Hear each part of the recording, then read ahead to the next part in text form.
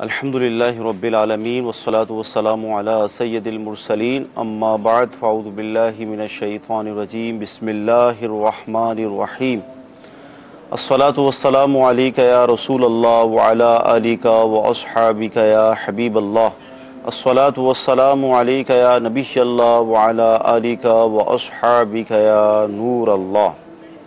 میٹھے میٹھے اسلامی بھائیوں اور مدنی چینل کے ناظرین، سلسلہ دارالفتہ اہل سنت میں ایک بار پھر حاضر ہیں۔ انشاءاللہ عز و جل بہت اہم گفتگو ہوگی، آپ شامل سلسلہ رہیں، علم دین کا خزانہ آپ کے ہاتھ آئے گا۔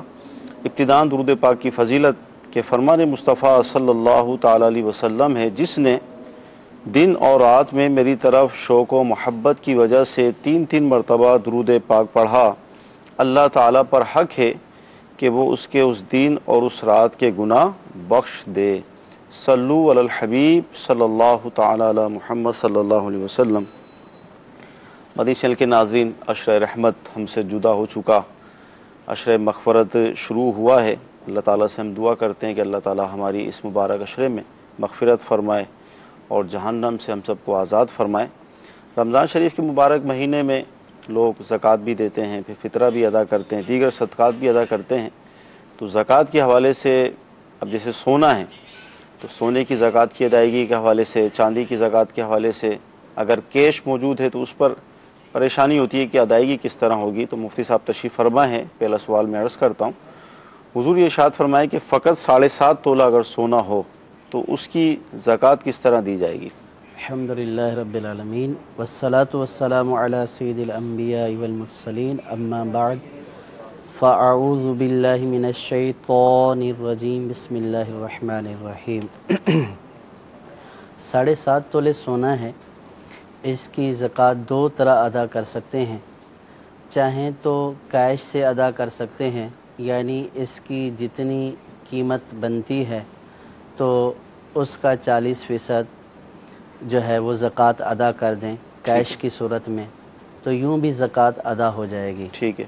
اور اگر چاہتے ہیں کہ اسی جنس سے یعنی سونے سے اس کی زکوٰۃ ادا کریں تو پھر سونے سے زکوٰۃ جو اس کی بنے گی وہ 2 ماشا اور 2 رتی بنے گی۔ ٹھیک ہے۔ 7.5 تولے کی جو زکوٰۃ سونے سے بنے گی 2 ماشا 2 رتی بنے گی۔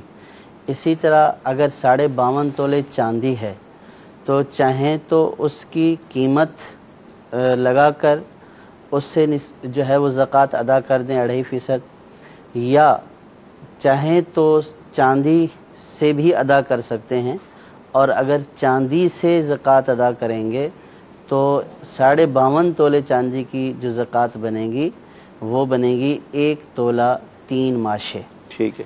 تو یہ سونا چاندی کی زکوٰۃ جو ہے وہ سونے سے اور چاندی سے ادا کرنے کا طریقہ ہے۔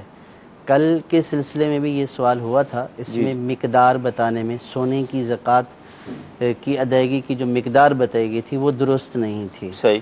تو درست مقدار یہی ہے کہ 2 ماشے 2 رتی، یہ 7.5 تولے کے اوپر زکوٰۃ ادا کی جائے گی۔ مدنی چینل کے ناظرین، سونا اگر فقط ہو تو اس کی زکوٰۃ کس طرح ادا کی جائے گی؟ مفتی صاحب نے ارشاد فرمایا۔ آئیے آپ کی کالز کو ہم شامل سلسلہ کرتے ہیں۔ میں تسلیم اتاری جھارکھنڈ ہند سے عرض کر رہا ہوں۔ مفتی صاحب کے بارگاہ میں عرض ہے کہ ہمارے یہاں چاندی 450 روپے تولہ اور سونا 29,000 روپے تولہ بکتا ہے۔ اب زکوٰۃ نکالنے کے اعتبار سے چاندی کا اعتبار کریں یا سونے کا، اس کے بارے میں جواب ارشاد فرما دی۔ جزاک اللہ خیر۔ آمین جی، کیا فرمائیں گے؟ جی، نصاب میں جو معیار ہے وہ چاندی کو بنائیں گے، صحیح، کیونکہ اگر سونے کو بنائیں گے تو پھر اس صورت میں جو زکوٰۃ بنے گی وہ بہت کم بنے گی، اور معیار اس کو بنایا جاتا ہے کہ جس میں فقراء کا زیادہ فائدہ ہو۔ تو چونکہ فقراء کا زیادہ فائدہ جو ہے وہ چاندی کے نصاب میں ہے کہ اگر چاندی کے نصاب کو معیار بنائیں گے تو اس صورت میں فقراء کے پاس زکوٰۃ زیادہ پہنچے گی۔ صحیح۔ تو چاندی کے اعتبار سے جو 2.5% بنتا ہے اس کے اوپر زکوٰۃ نکالی جائے گی۔ ٹھیک جی، مزید کال۔ محمد علی اطاری برے والا اطار والا سے عرض کر رہا ہوں. سوال میرا یہ ہے کہ زید نے ابو بکر کے حوالے زکوٰۃ کی کہ یہ گاؤں کے غریبوں میں تقسیم کر دینا. ابو بکر نے سے رقم وصول کر لی اور گاؤں کے جو غریب ہیں وہ ان کو گندم لے کے دے سکتا ہے کچھ غریبوں کو اور باقی رقم دے سکتا ہے. اگر گندم لے کے دے سکتا ہے تو کیا وہ اس کی مقامی قیمت لگے گی جو چل رہی ہے جو سرکاری قیمت ہے اس کے حساب سے گندم لے کے قیمت لے گا؟ یعنی زکوٰۃ کی تقسیم کا وکیل بنایا غالباً کو جی. اور رقم ہاتھ میں دی. اب یہ رقم تقسیم کریں یا اس سے کوئی چیز خرید کر گندم وغیرہ دے دیں؟ اس میں یہ ہے کہ جس نے زکوٰۃ دی ہے انہوں نے ان کو وکیل بنایا ہے. جی. تو اصل کی طرف سے جنہوں نے وکیل بنایا ہے ان کی طرف سے ان کو جو کہا گیا یہ اس کے اوپر عمل کریں. ٹھیک. انہوں نے اگر ان کو یہ بولا ہے کہ آپ پیسے تقسیم کریں تو پھر ان کو پیسے ہی تقسیم کرنے ہیں. اگر یہ اپنی مرضی سے پیسوں سے کوئی چیز خرید کر تقسیم کر دیں گے تو جو انہوں نے وکالت دی ہے یہ اس وکالت کے خلاف ہے.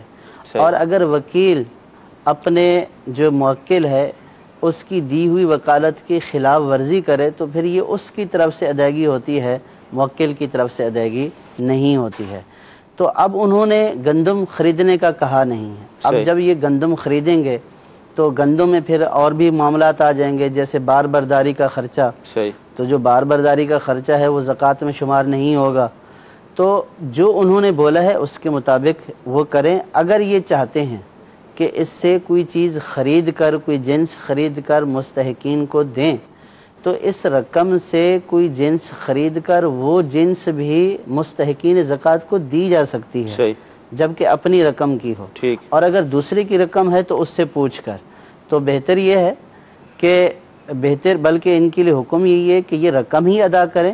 اگر یہ سمجھتے ہیں کہ یہاں پہ پیسوں کی بنسبت اجناس کی زیادہ ضرورت ہے تو پھر ان سے رابطہ کریں، ان سے اجازت لیں. اگر وہ یہ کہتے ہیں کہ ٹھیک ہے آپ گندم جو ہے وہ لے کر دے دیں تو اس صورت میں ان کو گندم لے کر دینے کی بھی اجازت ہوگی. یا پھر انہوں نے دیتے وقت ہی یہ اختیارات دیے تھے کہ آپ چاہے نقدی دے دیں چاہے اس کی کوئی چیز خرید کر دے دیں، یعنی آپ کو اختیار ہے کہ نقد یا جنس جو بھی دیں یا جو آپ ضرورت سمجھیں وہ دے دیں. تو اس صورت میں ان پیسوں کی وہ چیز خرید کر یہ اگر مستحقین میں تقسیم کر دیں گے تو اس صورت میں ان کی زکوٰۃ ادا ہو جائے گی.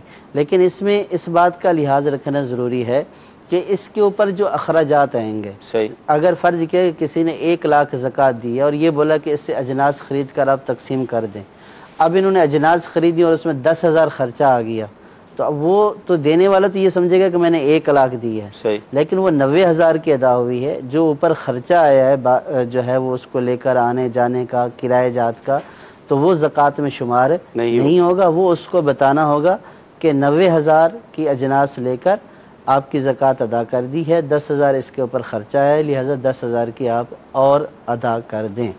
تو یہ جب کہ ان کی طرف سے اجازت ہو. اگر ان کی طرف سے اجازت نہیں ہے تو پھر اپنی طرف سے یہ ایسا کچھ نہیں کر سکتے. ٹھیک. مدنی چینل کے ناظرین، جو وکیل بنتے ہیں، جب کوئی شخص کسی کو زکوٰۃ دینے کے حوالے سے وکیل بناتا ہے تو اس کے حوالے سے آپ نے حکم سماعت فرمایا.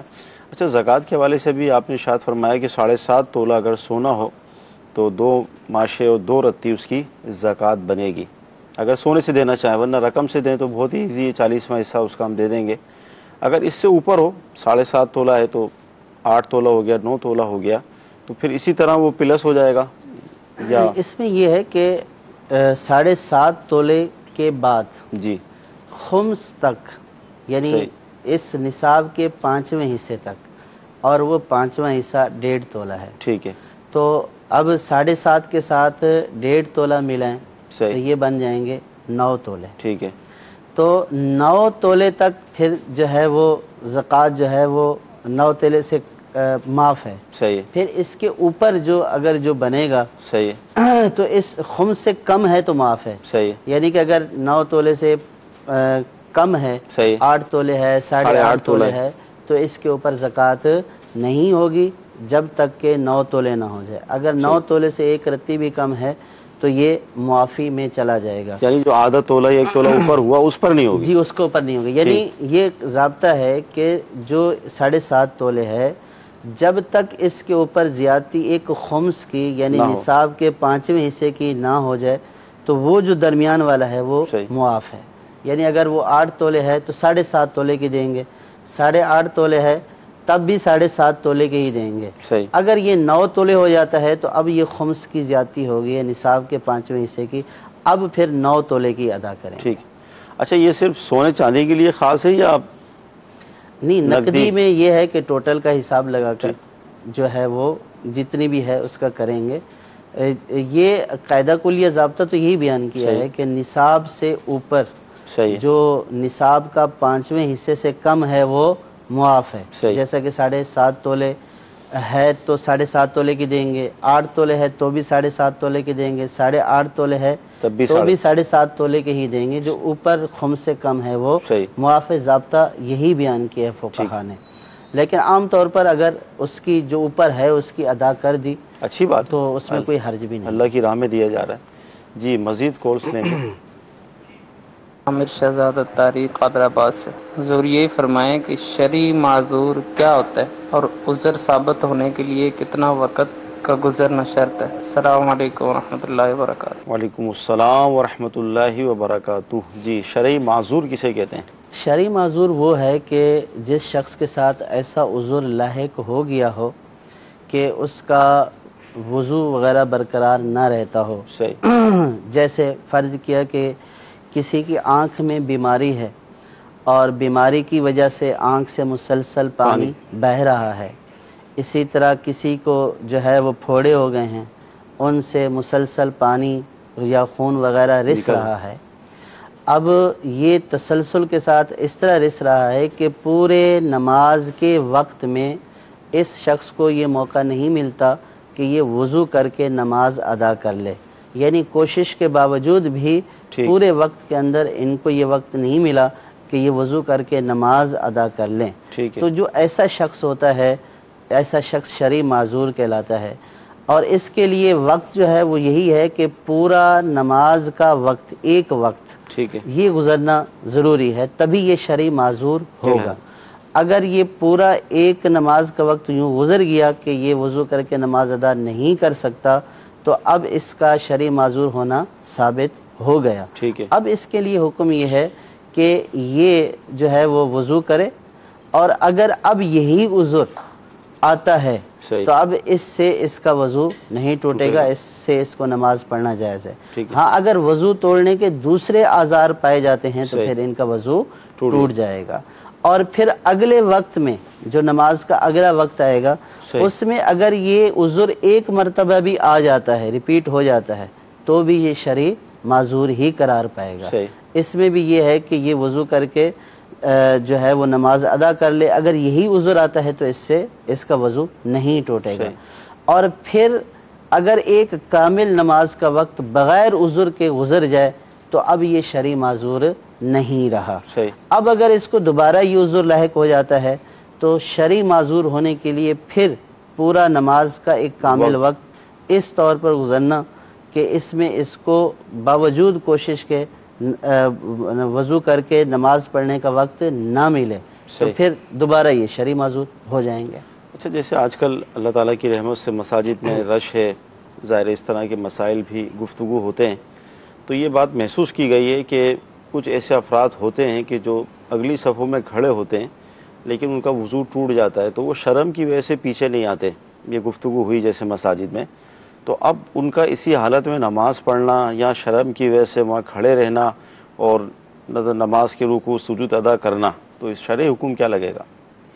اگر کسی کا نماز میں وضو ٹوٹ جائے تو اس کے لیے حکم یہ ہے کہ وہ فوراً وہاں سے جیسے صف میں جماعت کے ساتھ پڑھ رہا ہے تو وہ فوراً جو ہے وہ پیچھے آ جائے اور وضو کرنے کے لیے چلا جائے, اپنی اس جگہ کو چھوڑ دے.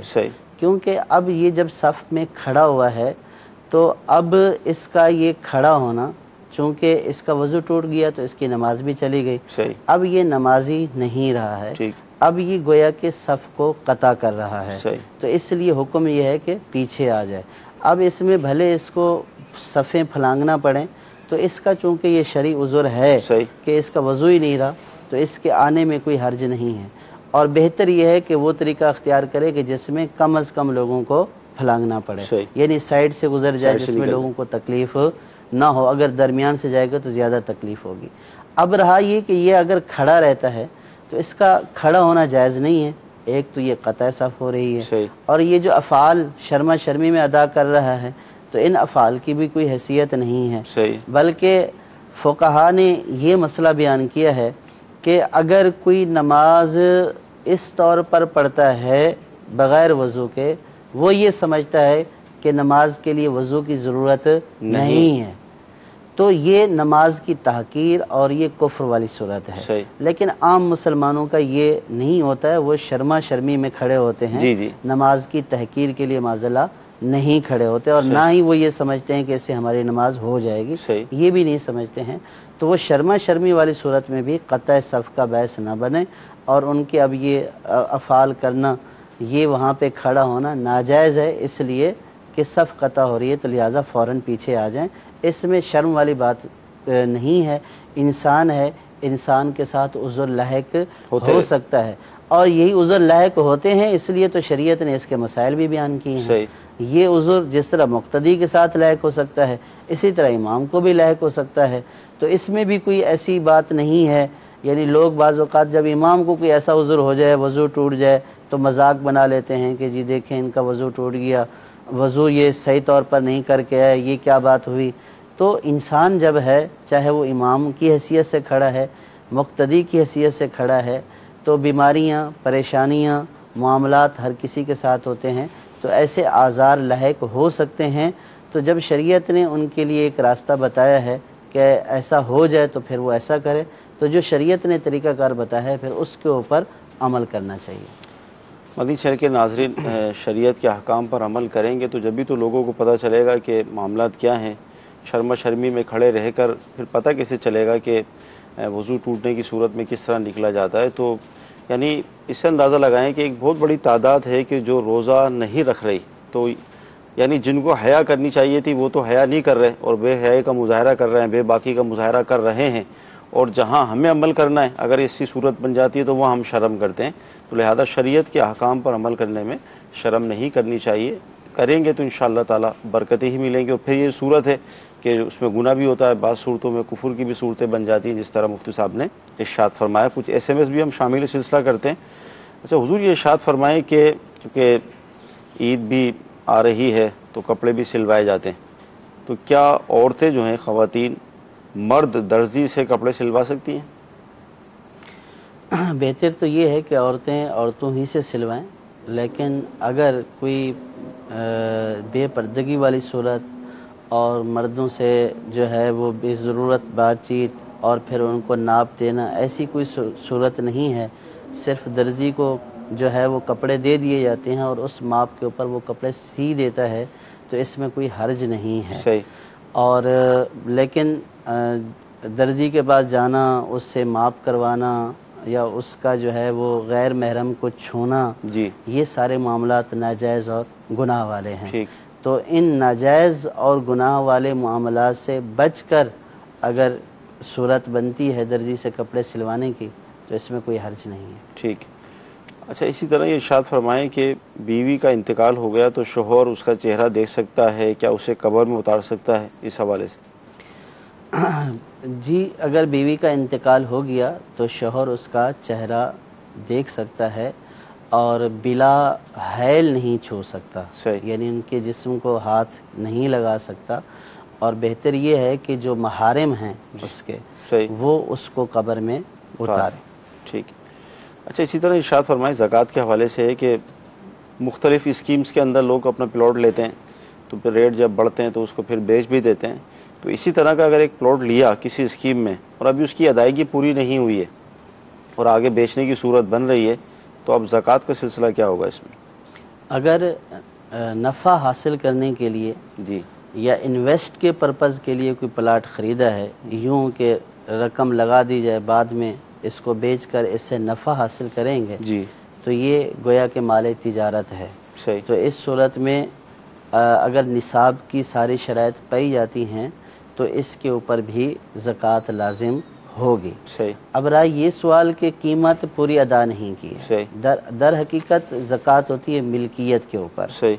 تو جب سودا کر لیا پلاٹ کا تو پلاٹ ان کی ملکیت میں آ گیا، صحیح۔ تو یہ مالک یہ ہو گئے خریدنے والے۔ ٹھیک ہے۔ اب انہوں نے جن سے لیا ہے ان کو رقم دینی ہے، صحیح۔ تو جتنی رقم انہوں نے دینی ہے وہ ان کے اوپر قرض ہے۔ ٹھیک ہے۔ یہ نہیں کہا جائے گا کہ ملکیت ابھی آئی نہیں ہے، صحیح۔ ملکیت آ چکی ہے، اس کی قیمت ادا کرنی ہے۔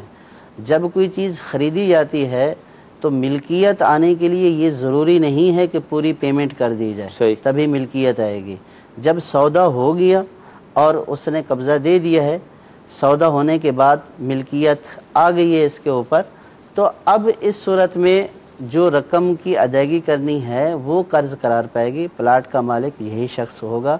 صحیح۔ اور اگر نصاب کی ساری شرائط پائی جاتی ہیں تو اس کے اوپر بھی زکوٰۃ ہوگی۔ اب جو اس نے دینے ہیں رقم، وہ رقم جو ہے وہ منہا کریں گے، صحیح۔ یعنی جو ٹوٹل ویلیو بنے گی، جو قرضہ دینا ہوتا ہے ان کو دینا ہے یا کسی اور کو دینا ہے، جتنے بھی قرضے ہوتے ہیں وہ ٹوٹل رقم سے منہا کرنے کے بعد پھر دیکھا جاتا ہے کہ نصاب بنتا ہے نہیں بنتا ہے۔ صحیح۔ اگر یہ صاحب نصاب ہوتے ہیں قرض منہار کرنے کے بعد تو پھر اس پلاٹ کے اوپر بھی زکوٰۃ ادا کرنی ہوگی۔ جی اگر ویڈیو سوال ہے تو دیجیے۔ اچھا کال سے۔ میں محمد فراز اتاری۔ میرا ایک سوال ہے کہ اگر جو قرض دار ہے اپنے قرضے کو اگر زکوٰۃ کی طرح لے کے اگر ادا کرے تو وہ کیسا ہوگا؟ پوچھنے کا مقصد شاید یہ بھی ہوگا کہ بعض اوقات قرضہ ملتا نہیں ہے تو ہم یہ کہتے ہیں بھئی وہ زکوٰۃ ہو گئی میری، ہو سکتا ہے یہ بھی مقصد ہو۔ یوں قرضے کو زکوٰۃ میں شمار کرنا درست نہیں ہے۔ ہاں یہ صورت ہو سکتی ہے کہ جس نے قرضہ دینا ہے جی۔ اب اس نے بھی زکوٰۃ نکالنی ہے، یعنی قرضہ لینے والے نے زکوٰۃ نکالنی ہے، اب قرضہ دینے والا قرضہ دے نہیں رہا تو صحیح۔ فقہا نے یہ ارشاد فرمایا کہ یہ اپنی زکوٰۃ اس مقروض شخص کو دے دے، اگر وہ مستحق زکوٰۃ ہے تو صحیح۔ اس کو دے دے، اور جب وہ قبضہ کر لے تو پھر یہ اس سے قرضے کی مد میں وصول کر لے، صحیح۔ تو یوں اس کی زکوٰۃ بھی ہو جائے گی اور قرضہ بھی ادا ہو جائے گا۔ ٹھیک ہے جی۔ مزید کال۔ بچہ تراویح پڑھا رہا ہے، اس کی ابھی داڑھی نہیں آ رہی ہے اسے، بس ابھی آئی نہیں ہے، اس کی بھی تراویح ہو جائیں گی؟ داڑھی شریف ابھی نہیں آئی، بچہ نماز پڑھا رہا ہے۔ جی اگر وہ بچہ بالغ ہے جی۔ تو اس کی اقتداء کرنا، جب کہ امامت کی تمام شرائط پائی جا رہی ہیں تو اس کی اقتداء کرنا جائز ہے۔ جی۔ جہاں تک داڑھی کا تعلق ہے تو اس میں یہ ہے کہ اگر کسی کی داڑھی ابھی آئی ہی نہیں ہے، یعنی بالغ تو ہو چکا ہے لیکن جیسا داڑھی نہیں ہے، کہ انہوں نے کہا کہ داڑھی آ رہی ہے، وہ کٹواتا نہیں ہے، منڈاتا نہیں ہے، داڑھی ابھی جو ہے وہ آئی ہی نہیں ہے یا ابھی آئی ہے تو چھوٹی آئی ہے اور ایک مشت کو نہیں پہنچی ہے، تو بھی اس کا امامت کرنا جائز ہے، جبکہ ساری شرائط دیگر امامت کی پائی جا رہی ہیں۔ صحیح۔ ہاں اگر جس کی داڑھی ہے صحیح۔ اور وہ داڑھی منڈاتا ہے یا کٹوا کر ایک مٹھی سے کم کرواتا ہے جی۔ تو اس کی اقتداء کرنا جائز نہیں ہے۔ تو بعض لوگوں کو اس کے اوپر شبہ ہوتا ہے کہ جی اس کی تو داڑھی نہیں ہے، تو جس کی داڑھی نہیں ہے تو اس سے مراد یہ ہے کہ وہ منڈاتا ہے یا کٹواتا ہے، صحیح۔ تو اس کی اقتداء کرنا جائز نہیں ہے۔ صحیح۔ اگر کسی کی آئی ہی نہیں ہے یا آئی ہے وہ ایک مٹھی سے کم ہے تو اگر دیگر شرائط پائی جا رہی ہیں اس کے علاوہ تو اس کی اقتداء کرنا بالکل جائز ہے۔ یہ نہیں کہیں گے کہ اس کی داڑھی نہیں ہے تو اس کے پیچھے نماز نہیں ہو سکتی ہے، ٹھیک۔ ایسا نہیں ہے۔ ٹھیک ہے۔ اچھا یہ ارشاد فرمائیں کہ مسجد کے اندر اعلان جو تھا، یہ SMS آیا ہمیں، کسی اور چیز کا تھا، ہم سمجھے کہ روزہ کھلنے کا اعلان ہو گیا تو روزہ کھول لیا، ٹائم نہیں ہوا تھا۔ یہ سلسلوں میں بارہا اس بات کی طرف توجہ دلائی جا رہی ہے کہ ہر شخص کے اوپر لازم ہے کہ وہ اپنے روزے کی حفاظت کرے اور اوقات کا خیال کرے۔ صحیح۔ تو اب جس طرح یہ ایک اتفاق ہو گیا صحیح۔ کہ اب ہو سکتا ہے کہ اعلان ایسا ضروری ہو صحیح۔ کہ جو افطار کے وقت سے پہلے کرنا ضروری ہو، صحیح۔ اب وہ اس کے لیے ہوا تو اب کسی نے جلدی میں روزہ ہی جو ہے کھول لے۔ وہ اپنا افطار کر لیا تو اس صورت میں روزہ تو ٹوٹ گیا۔ صحیح۔ اگر یہ گمان کرتے ہوئے کہ وقت ہو گیا اور افطار کر لیا ہے تو روزہ تو ٹوٹ گیا، صحیح، اس کی قضا لازم ہوگی. صحیح، اور لیکن ان کو اس بات کے اوپر غور کرنا چاہیے کہ بار بار جو کہا جاتا ہے کہ وقت کا خیال کریں، وقت کا خیال کریں، اذان اور اعلان کے اوپر بنیاد نہ رکھیں صحیح، کہ اذان اور اعلان میں غلطی بھی ہو سکتی ہے اور آپ کو بھی یوں غلط فہمی ہو سکتی ہے کہ بات کچھ اور ہو رہی ہے اور آپ اس کو کچھ اور افطاری کا اعلان سمجھ رہے ہیں. تو اس لیے افطار کرنے سے پہلے یعنی غور کرنا چاہیے کہ وقت ہوا ہے یا یہ نہیں ہوا. گھڑی کا وقت دیکھ کر جو ہے وہ افطار کریں گے تو اس میں آسانی رہے گی اور روزے ٹوٹنے سے بچیں گے. سر، رمضان شریف کا آخری جمعہ جو آتا ہے جسے الوداع کا جمعہ بھی ہم کہتے ہیں، تو اس میں قضا نمازوں کے حوالے سے کیا ایسا ہے کہ اگر کوئی اس میں اپنی قضا نمازیں پڑھے تو 70 سال کی نمازیں اس کی ادا ہو جائیں گی؟ یہ بعض لوگ جو ہے وہ روایت پیش کرتے ہیں یا علماء کا قول پیش کرتے ہیں کہ جو رمضان کا آخری جمعہ ہے اس میں 4 رکعت پڑھ لی جائیں تو ساری قضا نمازیں ادا ہو جاتی ہیں. صحیح، اس کی کوئی حقیقت نہیں ہے. ٹھیک ہے، قضا نمازیں جس کے اوپر ہیں، جس طرح قضا ہوئی ہیں ایک ایک کر کے اسی طرح ایک ایک کر کے ادا کرنی ہوں گی. صرف 4 رکعت پڑھ کر یہ سمجھنا کہ ساری نمازوں کی جو ہے وہ قضا ادا ہو گئی ہے، صحیح، ایسا شرعاً درست نہیں ہے. ہر نماز کی جو قضا ہوئی ہے اس کی الگ سے ادا کرنا ضروری ہے. صحیح. جی اگلی کال. سوال یہ ہے کہ روزے کا فدیہ ہوتا ہے کیا؟ نماز کا فدیہ بھی ہے؟ نماز کا فدیہ بھی ہے؟ جی نماز کا فدیہ بھی ہے، اور اس کے لیے فقہاء نے یہ فرمایا کہ اگر کسی شخص کے اوپر نمازیں ہیں تو اب پہلے تو یہ ہے کہ اس کو قضا کرنی ہے. صحیح، لیکن اگر وہ قضا نہیں کر سکا ہے اور اب جو ہے وہ وقت رخصت آ گیا اور وہ وصیت کرتا ہے کہ میری نمازوں کا یا روزوں کا جو فدیہ بنتا ہے وہ ادا کر دیا جائے، تو اگر اس کا مال ہے تو اس کے ثلث مال سے ان فدیوں کو ادا کیا جائے گا. اگر مال نہیں ہے تو ورثاء پر ادا کرنا لازم نہیں ہے. لیکن اگر کوئی نمازوں کا یا روزوں کا فدیہ ادا کر دیتا ہے تو اس صورت میں اللہ تبارک و تعالیٰ کی رحمت سے امید ہے کہ اس کا یہ فدیہ ادا کرنا اس کے نمازوں کا کفارہ بن جائے گا. صحیح، لیکن اس امید پر نمازیں قضا کرنا کہ فدیہ ادا کر دیں گے اس کی ہرگز اجازت نہیں ہے. ہر شخص کو جو نماز فرض ہے وہ پڑھنے کا ہی حکم ہے. صحیح، لیکن اگر ایسا ہو جائے اب انتقال ہو گیا تو اب اگر ورثاء ان کی طرف سے ادا کر دیں تو اللہ تعالیٰ کی ذات سے امید رکھیں کہ انشاءاللہ بروز قیامت مواخذہ نہیں ہوگا. مدنی چل کے ناظرین، فدیے کے حوالے سے مفتی صاحب نے ارشاد فرمایا، تو اس کا پورا طریقہ کار مزید اس کے اندر وضاحت اگر آپ چاہتے ہیں تو نماز کے احکام کتاب کے اندر اس کا پورا طریقہ کار موجود ہے، اس کو وہاں سے بھی آپ پڑھ سکتے ہیں کہ یعنی جو فدیہ کی ادائیگی ہوگی اس کی نمازوں کو کاؤنٹ کہاں سے شروع کریں گے، یعنی کتنے سال کا دینا ہوگا، اس کا طریقہ کار کیا ہوگا، پوری تفصیل ہے اس کی مزید، تو اس کو آپ وہاں سے حاصل کر سکتے ہیں. جی اگلی کال. میرا نام ذیشان احمد ہے، میں کراچی سے بات ہوں. جی مجھے یہ پوچھنا تھا، نانی جو ہیں یہ اپنی سگی نواسی کو جو ہے وہ نابالغ ہے، وہ کیا زکوٰۃ دیں؟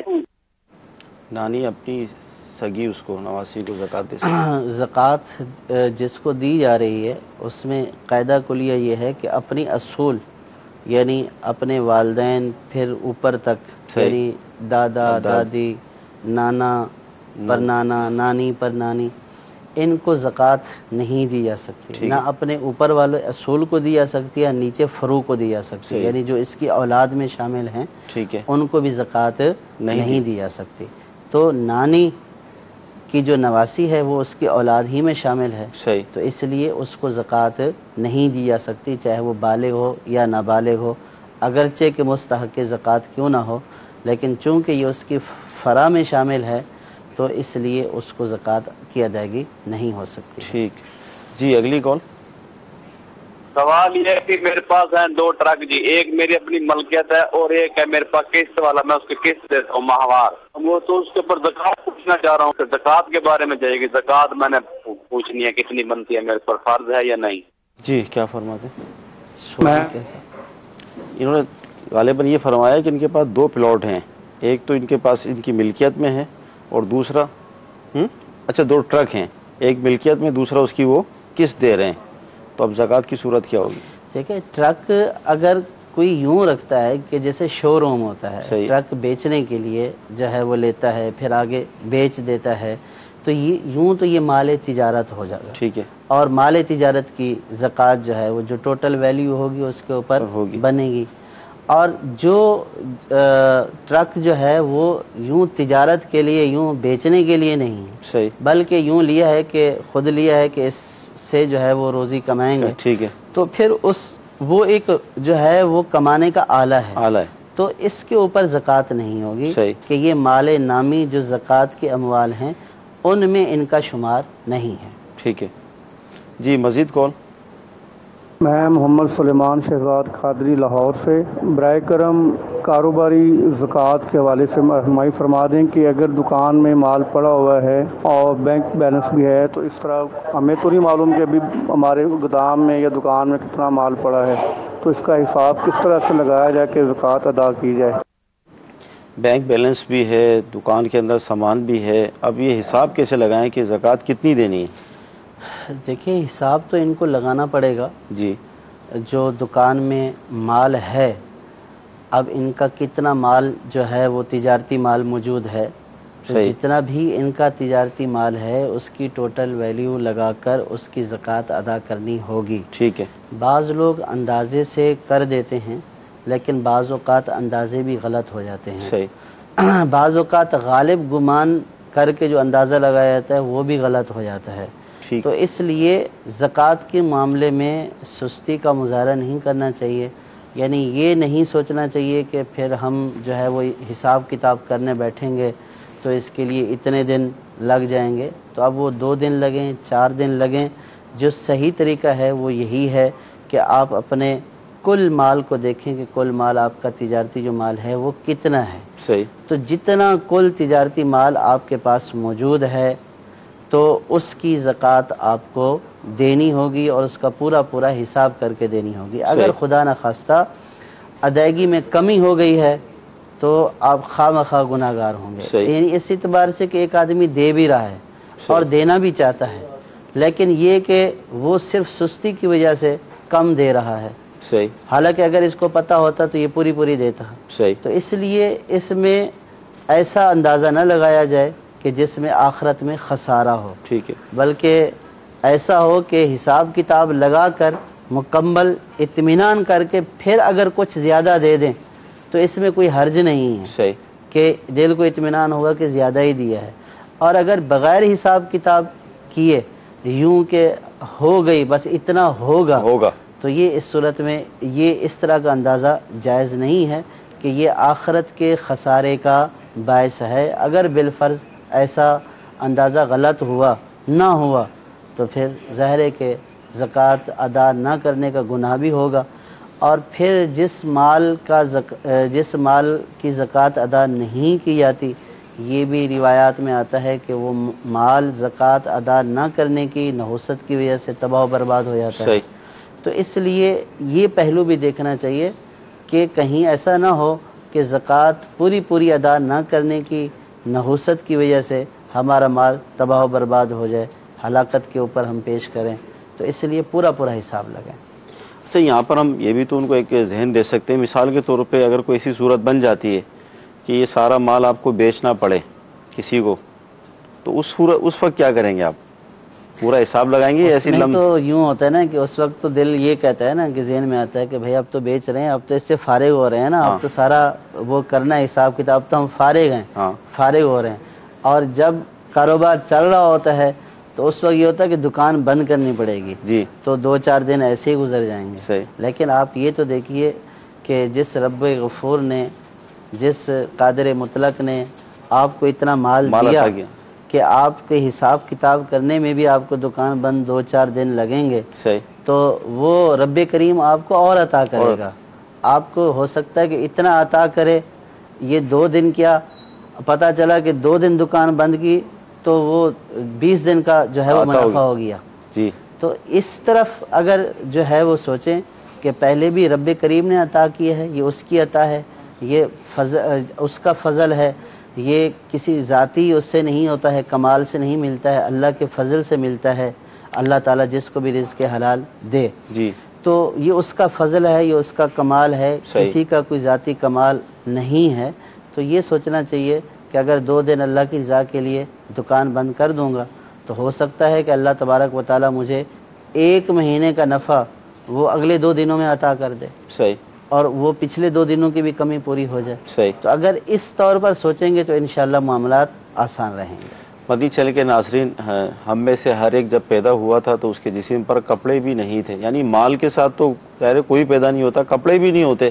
یہ اللہ تعالیٰ کی رحمت ہی ہوتی ہے، اس کی کرم نوازی ہوتی ہے کہ وقت کے ساتھ ساتھ ہم بڑے ہوتے چلے گئے، پھر وہ ایک سلسلہ بنا، تعلیم حاصل کی یا کاروبار کیا۔ اور کاروبار اور تعلیم کو بھی اگر ہم دیکھیں تو بہت سارے پڑھے لکھے ایسے ہوتے ہیں کہ جو بیچارے نوکریوں کے لیے جو ہے وہ مارے مارے پھر رہے ہوتے ہیں، اور بہت سارے انگوٹھا چاپ ایسے ہوتے ہیں کہ جو کروڑ پتی ہوتے ہیں۔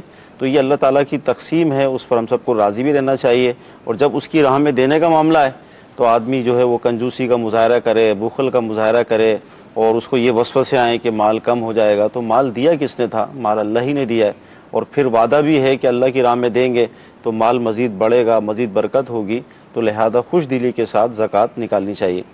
اچھا، بعض SMS ہمیں ایسے موصول ہو رہے ہیں کہ 10 تولہ پہ زکوٰۃ کتنی ہوگی، 30,000 پر زکوٰۃ کتنی ہوگی؟ تو اس کا آسان سے فارمولہ یہ ہے، مثال کے طور پہ 10 تولہ سونا ہے اور مارکیٹ میں جو ریٹ ہے یہ آپ کو معلوم کرنا پڑے گا، اور یہ پتہ بھی چل جاتا ہے آسانی سے، 50,000 روپے تولہ، تو 10 لاکھ کے بن گئے 5 لاکھ روپے۔ اب ان 5 لاکھ کو آپ 40 پر تقسیم کر دیں تو جو آئے گا رزلٹ، جو جواب آئے گا وہ اس کی زکوٰۃ بن جائے گی۔ جیسے 30,000 ہیں تو 30,000 کو 40 پر تقسیم کر دیں تو جو جواب آئے گا آنسر وہ اس کی زکوٰۃ بن جائے گی۔ آسان سا فارمولہ ہے۔ تو بعض ہمارے جو ناظرین پریشان ہوتے ہیں اور اسی طرح وہ SMS کرتے ہیں کہ 2 لاکھ پہ کتنی ہوگی، 30,000 پر کتنی ہوگی، 40,000 پر کتنی ہوگی؟ تو 40واں حصہ مال کا یہ زکوٰۃ ہوا کرتا ہے۔ تو یوں اپنے مال کو سارا پلس کر کے اس کو 40 پہ تقسیم کر دیں گے تو آپ کی زکوٰۃ کا وہ آ جائے گا کہ زکوٰۃ کتنی ہوئی۔ جی مزید کال دیجیے۔ میرا مفتی صاحب سے یہ سوال ہے کہ کیا زکوٰۃ مسجد میں دے سکتے ہیں؟ زکوٰۃ مسجد میں دے سکتے ہیں؟ زکوٰۃ کے لیے شرط یہ ہے کہ جو مستحق زکوٰۃ ہے اس کے قبضے میں دی جائے۔ ٹھیک۔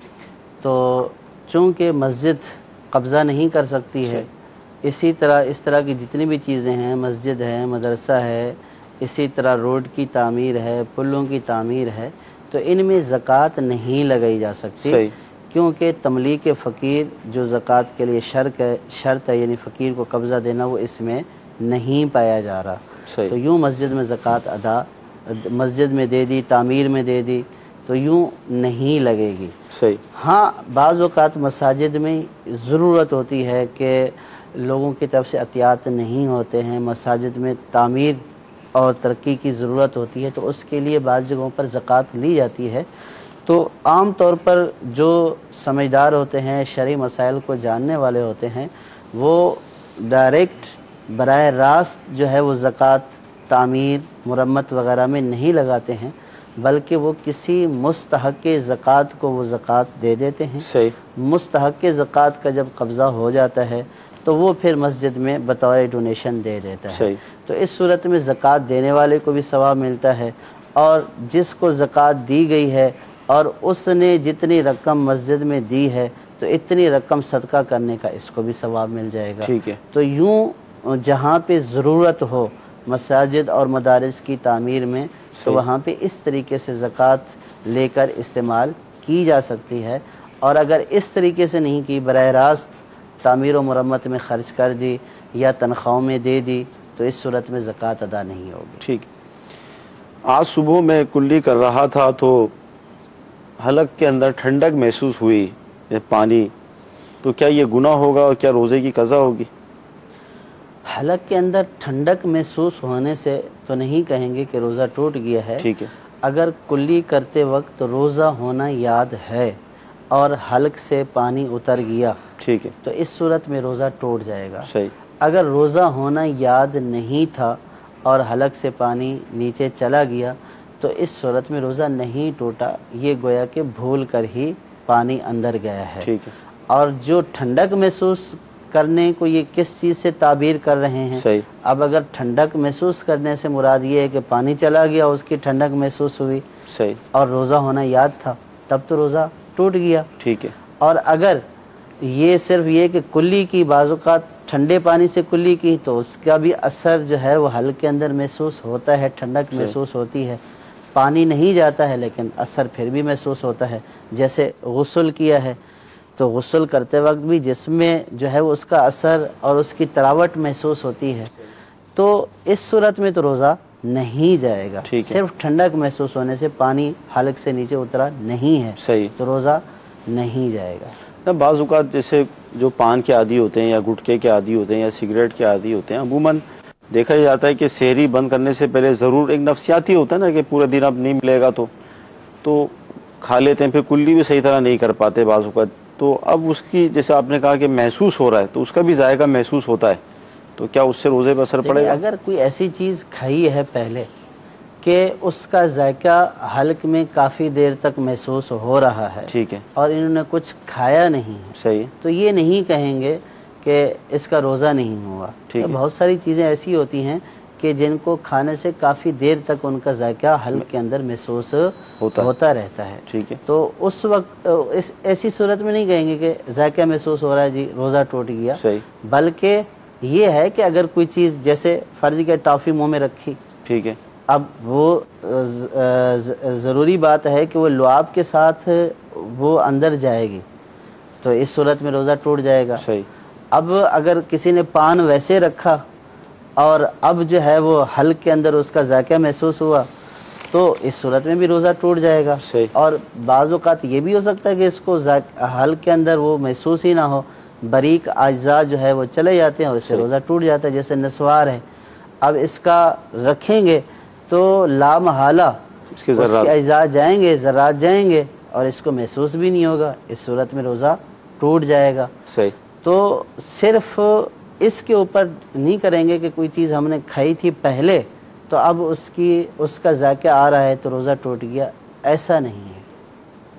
اچھا مفتی صاحب کیا ارشاد فرمائیں گے کہ اشرۂ رحمت تو جدا ہو گیا، یقیناً رحمت لوٹنے والے مصروف عمل رہے، تلاوت کرتے رہے، دیگر اشرۂ مغفرت شروع ہو گیا، آج پہلا دن ہے، کیا ناظرین کو پیغام دیں گے، کیا کرنا چاہیے مزید اس اشرے میں؟ دیکھیں ہم سب کے لیے یہ پیغام ہے کہ اللہ تبارک و تعالیٰ نے ہمیں زندگی میں یہ رمضان عطا کیا ہے. جی. اس وقت آپ، میں اور کتنے لوگ جو ہمیں دیکھ رہے ہیں، سن رہے ہیں، نہ جانے اگلے ماہ رمضان میں بے شک کون یہاں پہ موجود ہوتا ہے، صحیح، کون زندہ رہتا ہے اور کون ہم میں سے چلا جاتا ہے اس دنیا سے. تو اگر ہم اس طور پر ماہ رمضان کو دیکھیں گے کہ ہو سکتا ہے کہ یہ ہماری زندگی کا آخری ماہ رمضان ہو، تو یوں کر کے اگر ہم تصور کریں گے اور اس کو بھرپور طریقے سے گزارنے کی کوشش کریں گے تو پھر ہو سکتا ہے کہ ہم اچھے طریقے سے گزارنے میں کامیاب ہو جائیں. جی. اور پھر دوسرا یہ بھی سوچنا چاہیے کہ دیکھیے کہ عشرۂ رحمت دیکھتے ہی دیکھتے گزر گیا. صحیح. ایک وہ بھی ٹائم تھا، لمحہ تھا کہ ایک دن پہلے سورج کی دھوپ، گرمی، تپش کو ہم دیکھ کر کہہ رہے تھے کہ رمضان سخت ہوگا، روزے رکھیں گے کیسے. صحیح. اور پھر اللہ کی رحمت سے ہم نے شروع کیا تو 10 کے 10 روزے مکمل ہو گئے اور اب عشرۂ مغفرت شروع بھی ہو چکا. تو یوں سوچنا چاہیے کہ ٹائم تو گزر جاتا ہے، لیکن گزرے ہوئے ٹائم کو اگر اچھے طریقے سے گزارا جائے تو وہ اس کا حاصل جو ہوتا ہے، جو رزلٹ ہوتا ہے، جو نتیجہ ہوتا ہے، وہ انسان کے لیے فائدہ مند ہوتا ہے. اگر انسان اپنے وقت کو ضائع کر دے تو جنہوں نے ان 10 دنوں میں بھی روزے نہیں رکھتے یہی سوچتے رہ گئے کہ گرمی ہے گرمی ہے، ٹائم تو ان کا بھی گزر گیا. صحیح.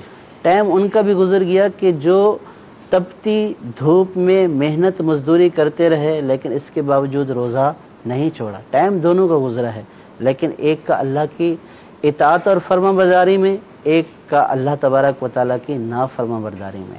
تو بہتر کون ہوا؟ وہ کہ جس نے اللہ تبارک و تعالیٰ کی فرما برداری کی. تو اب جو ہمیں عشرۂ مغفرت ملا ہے تو ہمیں اس کو غنیمت سمجھنا چاہیے کہ اللہ تبارک و تعالیٰ نے ہمیں یہ مغفرت کا عشرہ عطا فرمایا ہے.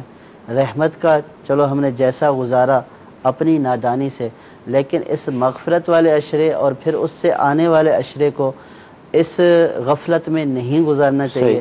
اس میں اللہ تعالیٰ سے دعا کرنی چاہیے کہ اللہ تبارک و تعالیٰ ہمیں ان آنے والے عشروں میں بھرپور طریقے سے اپنی عبادت کی توفیق عطا فرمائے، اور پھر یہ سوچنا چاہیے جس طرح یہ گزرا وقت یہ بھی گزر جائے، ایک دن عید کا بھی آ جائے گا اور کپڑے سب پہن کر کھڑے ہوں گے نئے، لیکن جس نے عبادت کی، جس نے عبادت کی اس کا مقام اور درجہ اور ہوگا، اور اس کو جو دلی راحت اور سکون ہوگی وہ اور ہوگا۔ صحیح بات۔ اور وہ جو اللہ تبارک و تعالیٰ کی بارگاہ میں اس کے روزے، تراویح، عبادت مقبول ہوئی، تو وہ اگرچہ اظہار نہیں کر رہا لیکن دل اس کا مطمئن ہے کہ میں نے اپنے طور پر جتنی مجھ سے کوشش بنتی تھی میں نے کر لی، اللہ تعالیٰ قبول فرمائے، پھر قبولیت کی امید رکھے۔